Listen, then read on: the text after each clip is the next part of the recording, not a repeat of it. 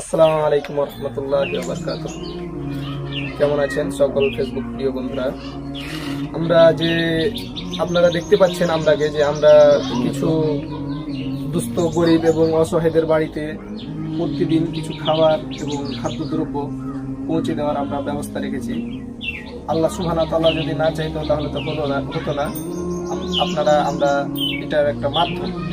তো আমরা এই জিনিসটা দান খায়রাত করার ফজিলতটা আমরা কোরআন হাদিস থেকে কিছু জেনে নেব আমার কাকার কাছ থেকে।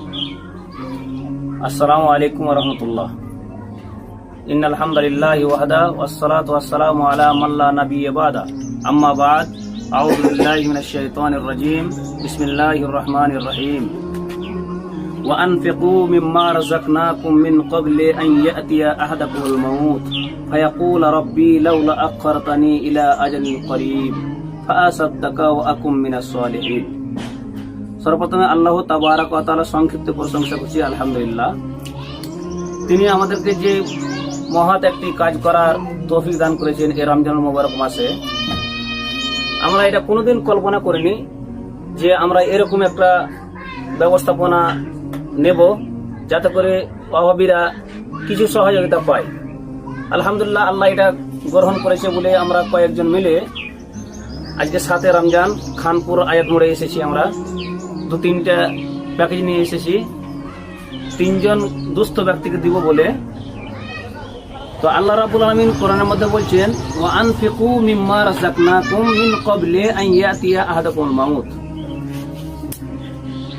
আল্লাহ রাব্বুল আলামিন যেগুলো ধন সম্পত্তি তোমাদেরকে দিয়েছেন সেগুলো থেকে তোমরা আল্লাহর রাস্তায় ব্যয় করো।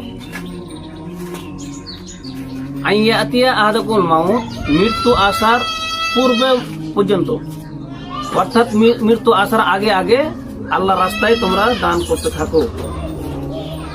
কারণ কেন আল্লাহ রাব্বুল আলামিন এই কথাটা বললেন? এই জন্য বললেন যে সেই ব্যক্তি সেই কিয়ামতের দিন আল্লাহকে বলবে যে, হে আল্লাহ, তুমি আমাকে যদি কিছু সময় দান করতে তাহলে হয়তো আমি ভালো কাজ করতাম, অভাবীদের পাশে দাঁড়াতাম, গরিবদের বাড়ি যেতাম, গরিবদের খোঁজ খবর রাখতাম এবং আমি ওয়া আকুম মিনাস সালিহিন, এবং আমি ভালো মানুষের মতো একজন ভালো মানুষ হয়ে যেতাম।